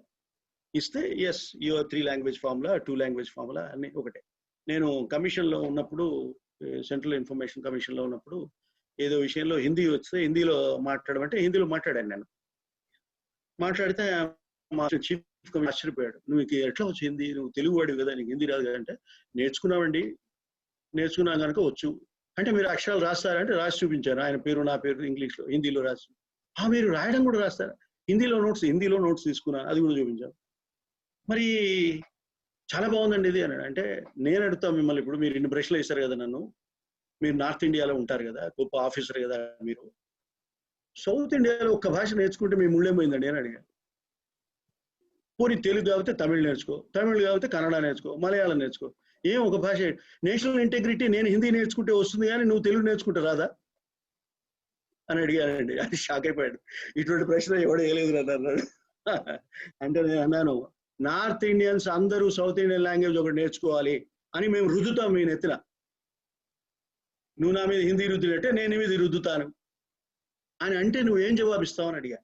Where is the national integrity when you don't learn my language and you want me to learn your language? Where is the national integrity is the question. అంటే నేను ఒక భాష ఉన్మాదంతో మాట్లాడాలి. నువ్వు ఎట్లా, నువ్వు కూడా ఎందుకు నేర్చుకోవు? నేను ఎట్లా కమ్యూనికేట్ చేసేది నీతో? You are my ruler, how do I communicate with you? నేను ఒకసారి కేరళలో యాత్ర చేశాను. నేను యాత్ర చేసిన తర్వాత అక్కడ ఢిల్లీలో ఒక మీటింగ్లో ఒక కేరళ ఆఫీసర్, చీఫ్ సెక్రటరీగా పనిచేసి వచ్చిన ఒక ఆఫీసర్ కలిశాడు. కలిసి మీ కేరళ వెళ్ళాలండి నేను అంటే, ఆయన చాలా సంతోషపడ్డాడు. వాళ్ళ రాష్ట్రం కదా, ఎవరికైనా సంతోషం ఉంటుంది. ఎలా ఉందండి మా కేరళ? అంత బాగుందని. చాలా బాగుంది, కానీ ఒక చిన్న ఇబ్బంది కలిగిందండి. ఏమిటంటే, నాకు మలయాళం రాదు, మీకు తెలుగు రాదు, కనీసం ఇంగ్లీష్లోనైనా మీరు బోర్డులు పెట్టాలి కదండి, అన్ని మలయాళంలో పెట్టుకుంటే నాలాంటి వాడు ఏమైపోతాడని అడిగా. అంటే అట్లా ఉందా అని అడిగాడు. మీరు చీఫ్ సెక్రటరీగా పనిచేసిన మీ రాష్ట్రంలో ఎట్లా ఉందని నన్ను అడిగితే నేనేం చెప్తాను? మీకు తెలియదా అన్నాను. అట్లా ఉందా? Is that so? There is no English sign board in entire Kerala? తమిళనాడులో లేదు, అందరూ అదొక పెద్ద గొడవ. కేరళలో కూడా లేదు, నువ్వు పెద్ద ఎడ్యుకేటెడ్ స్టేటు, నువ్వు కమ్యూనిస్ట్ స్టేటు, చాలా కాలం సమానత సమాజం ఇవన్నీ మాట్లాడుతూ ఉంటావు, నీ దగ్గర కూడా ఇంగ్లీష్లో బోర్డు, హిందీలో బోర్డు లేకపోతే నాకు ఎట్లా తెలియాలి అని అడిగాను. ఇట్స్ ఏ మేజర్ ల్యాప్స్ అన్నారు. అంటే చెప్తున్నా, నేషనల్ ఇంటెగ్రిటీ అనేది నీ భాషను వృద్ధి చేసుకుంటే వస్తుంది. తర్వాత నీ భాష రాని వాడికి నీ ప్రదేశం గురించి వాడి భాషలో చెప్పే ధైర్యం నీకు ఉంటే కూడా వస్తుంది నేషనల్ ఇంటెగ్రిటీ, లేకపోతే రాదు. ఎందుకు వస్తుంది? Practically not possible. So this is the problem I want to present you with reference to language అండి. స్టేట్ లిస్టు, కాంకరెంట్ లిస్టు చెప్పాను. తర్వాత ఇంకొక కాన్స్టిట్యూషనల్ ఇష్యూ, మేజర్ ఇష్యూ ఏముందంటే ఈ నేషనల్ ఎడ్యుకేషన్ పాలసీలో it is entirely silent on children of distress and conflict. Children in conflict, children in distress, వాళ్ళని ఏ విధంగా మీరు ఎడ్యుకేట్ చేస్తారు అనే విషయం ఇందులో చాలా వరకు లేదు. తర్వాత రిజర్వేషన్స్ కూడా ఉన్నట్లేదు దీంట్లో, దానికి సంబంధించిన ప్రస్తావన లేదు. అది ఒక మేజర్ లోపం అని నాకు అనిపిస్తుంది. సరే, ఇంకా చాలా ప్రాబ్లమ్స్ ఉన్నాయి. Early child care and education నేను ఇస్తాను నువ్వు అంటున్నావు. పోనీ early child care and education నువ్వు ఇస్తున్నప్పుడు వారికి రైట్ ఎందుకు క్రియేట్ చేయవు? Why don't you create a right before 5 years also? అంటే 0 to 5 years లేదా 3 to 5 years నేను నీకు హక్కు కలిగిస్తున్నానని ఆర్టికల్ 21A అమెండ్ చేసి వారికి కూడా ఆ హక్కు కలిగించాలని నేను అనుకుంటున్నాను. అందులో ఇది లేదు, ఉంటే బాగుంటుంది. అట్లాగే రైట్ టు ఎడ్యుకేషన్ చట్టం ద్వారా కానీ, రాజ్యాంగ సవరణ చట్టం ద్వారా కానీ అందరికీ సమానమైన ప్రమాణాలలో విద్యాబోధన చేసే ఒక నియమం ఏర్పాటు చేయకపోతే ఇందులో ఈక్వాలిటీ అనేది ఇంపాసిబుల్ అని అనిపిస్తుంది. ఇంకొకటి అండి, most important point I have noticed is మీరు ఇప్పుడు కంప్యూటర్ యుగం మీకు ఇష్టం ఉన్నా లేకపోయినా, ఇంటర్నెట్ యుగం, ఇన్ఫర్మేషన్ యుగం, information age, computer age, ICT ఏజ్లో ఉన్నాం మనం. మీకు ఏబిసిడీలు ఆ టైప్ మిషన్ మీద ఉండే ఏబిసిడీల వరుసలో ఉండాలి. అది 10 వేళ్లతో టైప్ చేయడం నీకు వస్తేనే రేపు పొద్దున నువ్వు బతుకుతావు ఈ దేశంలో కాదు, ఈ ప్రపంచంలో. ఎక్కడైనా టైపింగ్ నేర్పే ప్రస్తావన ఉందండి? ఎక్కడైనా ఈ విద్యా విధానంలో టైప్ ఇన్స్టిట్యూట్స్ నా చిన్నప్పుడు ఉండేవి మా ఊళ్ళో. ఇప్పుడు టైప్ ఇన్స్టిట్యూట్స్ కూడా లేవు, స్టెనోగ్రఫీ ఇన్స్టిట్యూట్స్ లేవు. వాళ్ళందరూ 2 వేళ్లతో టైప్ చేస్తారు. ఏఎస్డిఎఫ్ జేకేఎల్ సెమికోలన్ అనే అది రాదు ఎవరికి. నేను నా సొంత ఎక్స్పీరియన్స్ చెప్తున్నాను. నేను నా చిన్నప్పుడు 1969లో స్కూల్కి పోయే రోజుల్లో నేను టైప్ ఇన్స్టిట్యూట్కి వెళ్ళి ఇంగ్లీష్ టైప్ నేర్చుకున్నాను. పరీక్షలు పాస్ కాలేదు టైప్ ఇన్స్టిట్యూట్ పరీక్షలు, కానీ నాకు టైపింగ్ వచ్చు. 10 వేళ్లతో టైపింగ్ చేయడం వచ్చు. ఈ 10 వేళ్లతో టైప్ చేయడం నాకు రావడం వల్ల, ఆ తర్వాత నేను తెలుగులో టైప్ చేయడం కూడా నేను నేర్చుకోవడం వల్ల ఇవాళ నేను ఇన్ని రకాల వ్యాసాలు రాయగలుగుతున్నాను. నేను కమిషనర్గా 25,000 తీర్పులు ఇవ్వగలిగాను. ఎట్లా ఇవ్వగలిగానంటే నేను స్టెనోగ్రాఫర్ల మీద డిపెండ్ అయ్యి నేను లేను కనుక ఇవ్వగలిగాను. మా కోలీగ్స్ అంతా, మా ఆఫీసర్స్ అంతా స్టెనోగ్రాఫర్కి డిక్టేట్ చేస్తారు. వాడు వీలైన తప్పులు, ఈయన తప్పులు ఆయన తప్పులు కూడా జోడించి కొత్త తప్పులు సృష్టించి వాడు మళ్ళీ టైప్ చేసిస్తే ఈయన మళ్ళీ కరెక్ట్ చేస్తే వాడు మళ్ళీ తప్పులు చేస్తే మళ్ళీ కరెక్ట్ చేస్తే ఇట్లా 3-4 సార్లు అయిన తర్వాత తుదిది ఈయన 4 సార్లు వాడిని తిట్టడం, వాడు వీడిని తిట్టుకోవడం జరిగిన తర్వాత ఒక ఫైనల్ కాపీ వస్తుంది. నాకు ఆ పరిస్థితి లేదు. నేను స్ట్రైట్ అవే ఫెయిర్ కాపీ కొట్టేసుకుంటాను. నేను I save lot of time. అట్లా నేను చాలా టైం సేవ్ చేయడం వల్ల నేను రోజుకి 25-30 తీర్పులు ఇవ్వగలిగిన. సొంతంగా నేను కొట్టుకున్నాను, లేదా వాడు కొడుతూ ఉంటే నేను వాడి సాఫ్ట్ కాపీ తీసుకొని, మా అసిస్టెంట్ చేసిన సాఫ్ట్ కాపీ తీసుకొని స్ట్రైట్గా కంప్యూటర్లోనే సవరించి నేను ఫైనల్ కాపీ తయారు చేసుకున్నాను. I did not depend much on the others. ఇది నేర్పే అవకాశం ఏదైనా ఉందండి నూతన విద్యా వ్యవస్థలో? ఐసీటీని సింక్రనైజ్ చేస్తాము, ఇన్ఫర్మేషన్ కమ్యూనికేషన్ టెక్నాలజీని సింక్ చేస్తాము అంటారు, కానీ వాడికి టైప్ చేయడమే రాదు. నువ్వు సింక్ ఏం చేస్తావు? అందులో నీకు టైప్ చేసే వ్యవస్థే దీంట్లో లేదు, నేర్పే మెకానిజమే లేదు, ఆ టెక్నాలజీలో ప్రతిపాదన కూడా లేదు నీకు. ఎప్పుడు చేస్తావు నువ్వు ఇది? So this is another major defect. Computer literacy is totally absent and you have to do it. చెప్తున్నావు కానీ మోస్ట్ ఇన్ఎడెక్వేట్ ప్రొవిజన్ ఉంది దాంట్లో. సరే, చాలా పాలసీలు వచ్చాయి, నేను దాని గురించి నేను మీకు చెప్పదలుచుకోలేదు. సింగిల్ రెగ్యులేటర్ అన్నారు. Single regulator higher education institution ఏమిటది? కౌన్సిల్ దాని ఏదో అన్నారు. కౌన్సిల్ ఏమిటండి చేస్తుంది కౌన్సిల్? దాని కింద 4 సబార్డినేట్ సంస్థలు ఉంటాయి. ఆ 4 సబార్డినేట్ సంస్థల ద్వారా ఒక అపెక్స్ బాడీ ఆఫ్ రెగ్యులేటర్ ఉంటుంది. అది మొత్తం దేశాన్ని ఇది చేస్తుంది, రెగ్యులేట్ చేస్తుంది.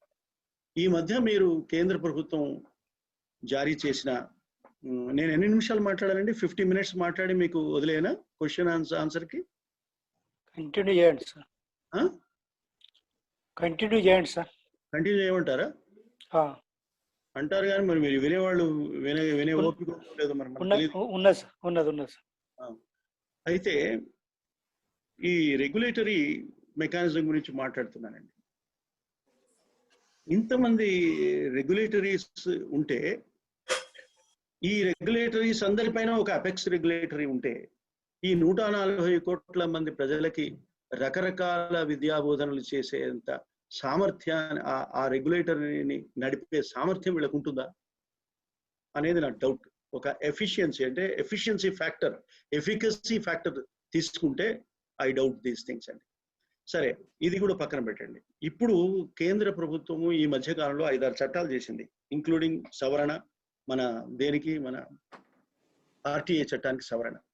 అవన్నీ చూస్తే మీకు కనపడేది ఏంటంటే, మొట్టమొదట అధికారాల కేంద్రీకరణ జరుగుతుంది, centralisation of powers, first point. Second point, bureaucratisation of powers జరుగుతుంది. అంటే ఏంటి, ముందు అన్ని రాష్ట్రాలకు బుర్ర ఉరిగేసి పూర్తిగా గుండు కొట్టేసి వాళ్ళ అధికారాలన్నీ తీసుకొచ్చి, ఆ జుట్టంతా తీసుకొచ్చి కేంద్రం గుప్పిట్లో పెట్టుకుంటుంది. ఢిల్లీ ఇంద్రప్రస్థం గుప్పిట్లో పెట్టుకున్న తర్వాత ఆ గుప్పిటి ఎవరికి ఇస్తుందండి? ఒక ఐఏఎస్ ఆఫీసర్కి, ఒక ఐసీఎస్ ఆఫీసర్కి, ఒక ఐపీఎస్ ఆఫీసర్కి. వాళ్ళు చాలా గొప్పవాళ్ళు కావచ్చు, కానీ ఆ గొప్పవాళ్ళైన ఒక 5-6 బ్యూరోక్రాట్స్ ఆ ప్రభుత్వానికి కనుసన్నలలో ఉండి, వారి గుడ్ బుక్స్ లో ఉండి, తెలుగు ఇంగ్లీష్లో మాట్లాడాలంటే వారి గుడ్ బుక్స్ లో ఉండి, వారి అనుంగు శిష్యులై, వారి పట్ల అనన్యమైన భక్తి ప్రపత్తులు చాటిన మహానుభావులైన పెద్ద పెద్ద ఐఏఎస్ ఆఫీసర్లను రిటైర్మెంట్ తర్వాత 2 ఏళ్లకి 3 ఏళ్లకి ఈ పదవులు ఇస్తూ కూర్చోబెడతారు. వాళ్ళు ప్రివిలేజెస్, వాళ్ళకి ఇది ఒక ప్రివిలేజ్. వాళ్ళు అయిపోయింది, వాళ్ళ లైఫ్లో వాళ్ళు చేయాల్సిన పనులన్నీ చేసేసారు, అయిపోయింది. ఇప్పుడు ఇది చేస్తారు. వాళ్ళకి ఏం ఇంట్రెస్ట్ ఉండదండి ఈ ఎడ్యుకేషన్ గురించి. వాడికి ఏం ఇంట్రెస్ట్? వాళ్ళ అబ్బాయి ఆల్రెడీ ఎక్కడో కాన్వెంట్ స్కూల్లో చదువుకొని ఆ పబ్లిక్ స్కూల్లో పాస్ అయ్యి ఫారిన్ బ్యాంక్లోనో క్యాషియర్గా ఉన్నాడు, అయిపోయింది. వాడికి ఏం అవసరం లేదు, ఏం ఇంట్రెస్ట్ లేదు. అది తీసుకొచ్చి పెడతారండి, వాళ్ళ చేతిలో పెడతారు. మనం ఒక మల్టిపుల్ ఎందుకంటే ఎన్ని రెగ్యులేటర్స్ అని తిట్టుకుంటాం మనం. ఇన్ని రెగ్యులేటర్స్ అవసరం లేదు, ఒకటే ఉండాలి. ఎందుకు ఉండాలండి ఒకటే ప్రభుత్వం పెట్టుకోవచ్చు కదా. ముఖ్యమంత్రులంతా ఎందుకండి మనకి? జిల్లా కలెక్టర్లు మాత్రం ఎందుకు? ఒక చీఫ్ సెక్రటరీ ఇక్కడ ఉంటాడు, వాడు సరిపోతాడు. ఒక ప్రధానమంత్రి ఉంటాడు, వాడు సరిపోతాడు అని అనుకోండి. ఇన్ని రాష్ట్రాలు నీకు కావాలి, ఇన్ని మున్సిపాలిటీలు కావాలి, ఇన్ని జిల్లాలు కావాలి, ఇన్ని జిల్లా కలెక్టర్లు కావాలి. విద్యా వ్యవస్థ 140 కోట్ల మంది ప్రజల విద్యా సంస్థలకు ఒక రెగ్యులేటరు, ఆ రెగ్యులేటర్కి ఒక 4 ఐఏఎస్ ఆఫీసర్లు ఉంటే నీకు చాలా. లేకపోతే ఇరానీ పేరు ఉంటారు, ఎప్పుడు మర్చిపోతుంటారు, స్మృతి ఇరానీ, లేదా ఇప్పుడు రమేష్ పోఖ్రియాల్ అనే మహాకవి, ఆయన వాళ్ళు ఉంటే, వాళ్ళొక్కరి చేతిలో ఉంటే చాలా అండి. ఇది అడగాల్సిన ప్రశ్నలు. నా ఉద్దేశంలో ఈ సింగిల్ రెగ్యులేటర్ అంటే ఏంటండి? ఈ సింగిల్ రెగ్యులేటర్ అంటే మోనోపలైజేషన్ కాదా? Centralisation, monopolisation, privatisation, globalisation and bureaucratisation. Is this your new education policy? This is my question on this. Language మాట్లాడుకున్నాం. అసెస్మెంట్, వీళ్ళు అసెస్మెంట్ ఎట్లా చేయాలి, పరీక్షలు ఎట్లా చెప్పాలి, తర్వాత అసెస్మెంట్ ఎట్లా చేయాలంటే మీరు చైతన్య నారాయణ వాళ్ళు చేసే పద్ధతులు చెయ్యము అని వీళ్ళు అంటున్నారు. ఎంతవరకు నమ్మాలో నాకు తెలియదు. తర్వాత ఇప్పుడు యూనివర్సిటీ సర్వనాశనం చేసి వాడికి వైస్ ఛాన్సలర్ పెడితే మా వాడిని పెడతారు. మా చిన్నప్పుడు మాతో పాటు స్కూల్లో నా సిద్ధాంతాలు చదువుకున్న వాడిని తీసుకొచ్చి పెడతారు. ఒక ఇండిపెండెంట్ కన్సిడరేషన్ లేదు. 360 అట, ఆడిట్ 360 అంటే ఏంటి? వీడి ఇంటి పక్క వాడు ఎట్లా ఏమన్నాడు, ఈయన గురించి ఇంటి ముందర వాడు ఏమన్నాడు, ఇటు పక్క వాడు ఏమన్నాడు అని మొత్తం స్టడీ చేసి వాడు మనకు వరకు వస్తాడంటే వాడు వైస్ ఛాన్సలర్. ఎవడు దొరకాలి మీకు వైస్ ఛాన్సలర్? పండితులు, పెద్దలు, చదువుకున్నవాడు, నిపుణులు, వివేకవంతులు, విజ్ఞానవంతులు వైస్ ఛాన్సలర్ అయ్యే రోజులు ఉన్నాయా? రాధాకృష్ణన్ ఒకప్పుడు వైస్ ఛాన్సలర్, జగన్మోహన్ రెడ్డి ఒకప్పుడు వైస్ ఛాన్సలర్. వీళ్ళందరి పేర్లు విని మేము సంతోషపడేవాళ్ళం. ఇప్పుడు ఎవరండి వైస్ ఛాన్సలర్? సూట్ కేసు అయితే మీ దయగలిగితే వైస్ ఛాన్సలర్. అట్లా మీరు ప్రభుత్వ విద్యా సంస్థలు, ప్రభుత్వం నెలకొల్పిన అద్భుతమైన అటానమస్ విశ్వవిద్యాలయాలన్నింటిని నాశనం చేసి ప్రైవేట్ విద్యా సంస్థలకి స్వాగతం ఎర్రతివాచి పరిచి ఇప్పుడు విదేశీ విద్యా సంస్థలకు కూడా డైరెక్ట్, ఇంతవరకు లేదు విదేశీ యూనివర్సిటీలకి డైరెక్ట్ ఎంట్రీ ఇంతవరకు ఇవ్వలేదు. కాంగ్రెస్ ప్రభుత్వం కూడా ఇవ్వలేదు. ఎందుకు ఇవ్వలేదంటే నువ్వు లోకల్ గా ఒక యూనివర్సిటీతో నువ్వు అలైన్ కావాల్సిందే తప్ప నీకై నువ్వు ఒక యూనివర్సిటీ పెట్టడానికి వీలేదని అన్నారు. అనడం వల్ల మీకు ఇన్ని ప్రైవేట్ యూనివర్సిటీలు ఫారిన్ కొలాబరేషన్ తో వచ్చినాయి. ఇప్పుడు నువ్వు ప్రైవేట్ యూనివర్సిటీలు తీసుకొచ్చి పెట్టడానికి నువ్వు స్వాగతం పలికే అద్భుతమైన ప్రణాళిక తయారు చేస్తే మనం అంతా జేజేలు కొడుతున్నాం. ఒక విప్లవం వచ్చేసింది. ఆయన వాగ్దానాలు అమలు చేసిన వాగ్దానాల లిస్టులో ఇది ఒకటి రాసి టిక్ పెట్టేసుకున్నాడు, అయిపోయింది. నూతన విద్యా సంస్థ అమలు చేసాం, టిక్, అయిపోయింది. ఫ్యాక్ట్ షీట్ లో ఇది జరిగింది. మనము ఏమి ఆలోచిస్తున్నాం దీని గురించి? దాని పేరేమిటి? Higher education council of India, HECI. ఇంకా అది దాని చట్టం వచ్చి, దాని స్వరూపం వచ్చి, అతను ఎంత అటానమీ ఉంటుందో దాన్ని చూసిన తర్వాత కానీ దీని గురించి మనం మాట్లాడలేము. ఇప్పుడు చాలా బాగుంది అని అనుకుంటే ఇంకా దానికి మిమ్మల్ని నేనేం చెప్పలేను, అట్లా మీరు అనుకుంటే. ఇక దాని కింద ఏమేమి ఉన్నాయో చెప్తా వినండి. రెగ్యులేషన్, ఇండిపెండెంట్ వర్టికల్ రెగ్యులేటర్స్ అట. అక్రిడిటేషన్ ఒకటి, ఫండింగ్ ఒకటి, అకాడమిక్ స్టాండర్డ్స్ ఒకటి, అంబ్రెల్లా ఒకటి, పైన HECI. అంటే ఏంటంటే మీరు you cannot do away with various kinds of regulatories. That is the meaning. అటువంటిది నేను లేదు వీడు కూడా వాడి ఆధీనంలో పనిచేయాలి. ఇంకా ఎక్కడుందండి అటానమీ? చదువు క్లాస్ రూమ్ లో టీచర్ కనుక అటానమస్ కాకపోతే, వాడు ఏం పాఠం చెప్పాలనో మీరే డిక్టేట్ చేస్తే, ఏ విధంగా పాఠం చెప్పాలనో మీరే డిక్టేట్ చేస్తే, ఈ దేశంలో సరైన చదువు ఎవరికీ రాదు. నన్ను అడిగితే ఈ దేశాన్ని నిర్మిస్తున్నది ఎవరంటే టీచర్. ఎందుకంటే ఆ క్లాస్ రూమ్ లో పోయిన తర్వాత ఆయన స్వయంగా ఆయనకి ఉన్న వివేకంతో, ఆయనకున్న అనుభవంతో ఏది చెప్తే పిల్లలకి బాగుంటుందని, ఆ పిల్లవాడి గురించి కూడా తెలిసి ఉన్నవాడు కనుక ఆ పిల్లవాడికి ఇది చెప్తే బాగుంటుందనే ఒక స్వతంత్రమైన నిర్ణయం తీసుకొని, ఒక అటానమస్ గా ఆలోచించి, అతనికి ఇది కావాల్సిన రీతిలో ఆ చదువు చెప్పే ఆ స్వతంత్రం ఆ టీచర్కి ఉంటేనే ఆ ఎదురుగా ఉన్నవాడు బాగుపడతాడు. తర్వాత వాడిని గుర్తుపెట్టుకొని ఆ టీచర్, నమస్కారం సార్, మీరు చిన్నప్పుడు నాకు ఈ పాఠం చెప్పారని వాడు గుర్తుపెట్టుకుంటాడు. లేకపోతే ఈ విద్యా సంస్థ ఇప్పుడు మీ న్యూ ఎడ్యుకేషన్ పాలసీ లాగా ఉండేది. సో దిస్ ఈస్, ఈ టీచర్ అటానమీని రక్షించండి, ఎడ్యుకేషనల్ వ్యవస్థ అటానమీని రక్షించండి, ఎడ్యుకేషన్ రెగ్యులేటరీ యొక్క అటానమీని కూడా రక్షించండి, ఎడ్యుకేషన్ రాష్ట్రాలలో ఉన్న అటానమీని ఎడ్యుకేషన్ మీద రక్షించండి అని నేను చెప్పదలుచుకున్నానండి. ఇక ట్రాన్స్పరెన్సీ లేదు ఇందులో ట్రాన్స్పరెన్సీ సంబంధించి ఎక్కడా మాట్లాడలేదు. అసలు ఈ విద్యా విధానమే ట్రాన్స్పరెన్సీ లేకుండా మొదలైందని మీకు మొదలే చెప్పాను. ట్రాన్స్పరెన్సీ, పారదర్శకత ఎక్కడుందండి? 2 లక్షల సలహాలు ఏమిటో చెప్పమనండి. అక్కడే నువ్వు రహస్యాలుగా ట్రీట్ చేస్తే, నేను ఇదివరకు ఇచ్చిన డ్రాఫ్ట్ నేను తర్వాత నేను ఆమోదించిన అంటే ఈ 2 లక్షల మంది పిచ్చోళ్ళ వెర్రోళ్ళ అండి సలహాలు ఇచ్చిన వాళ్ళు? సో ట్రాన్స్పరెన్సీ లేదు. ఇంకొకటి కార్పొరేటైజేషన్, అది భయంకరమైన కార్పొరేటైజేషన్ కనపడబోతోంది. ఇంకా ఇవాళ నిన్న ఆయన స్పీచ్ లో కూడా చెప్పాడు, నేను వ్యవసాయంలో కూడా విప్లవాత్మకమైన మార్పులు చేస్తున్నా అంటే అదేమిటో ఇంకా మీరు ఆలోచించుకోండి. ఆ విప్లవాత్మకమైన మార్పులు, అన్ని పంటలు మనం పండిస్తుంటాం, ఇంకా రకరకాల పంటలు. So this is the what I thought of telling you అండి. ఇందులో ఏముందో నాకన్నా ఎక్కువ మీకే తెలుసు కనుక అందులో ఏముందో నేను చెప్పను. నా దగ్గర ఉంది, నేను మెటీరియల్ నేను అంతా చదువుకున్నాను, నా కోసం చదువుకొని మీతో మాట్లాడుతున్నాను. దిస్ ఇస్ ది ప్రాబ్లం అండి. 650 ఫారిన్ ఎడ్యుకేషన్ ప్రొవైడర్స్ ఉన్నారు ఇప్పుడు ఈ దేశంలో, తెలుసా మీకు? 650 ఫారిన్ ఎడ్యుకేషన్ ప్రొవైడర్స్. వీళ్ళు ఏం చేస్తారంటే బ్రోకరేజ్ చేస్తారు. అంటే ఇక్కడ పిల్లల్ని వేటాడి, మార్కెట్ అన్నమాట. వాళ్ళు ఈ బ్రోకర్ అంటే వాళ్ళకి కోపం వస్తుంది, మన మీద కేసు కూడా పెడతారేమో బహుశా. బ్రోకర్ అనొద్దు, వాళ్ళు ఎడ్యుకేషన్ ప్రొవైడర్స్ అన్నారు. అద్భుతంగా ఉంటుంది కదా, చాలా బాగుంటుంది పదం. ఎడ్యుకేషన్ ప్రొవైడర్ వాడు ప్రొవైడ్ చేస్తాడు నీకు. కన్సల్టెంట్ లేదా ఇంకేదో అటువంటి 650 ఉన్నాయండి.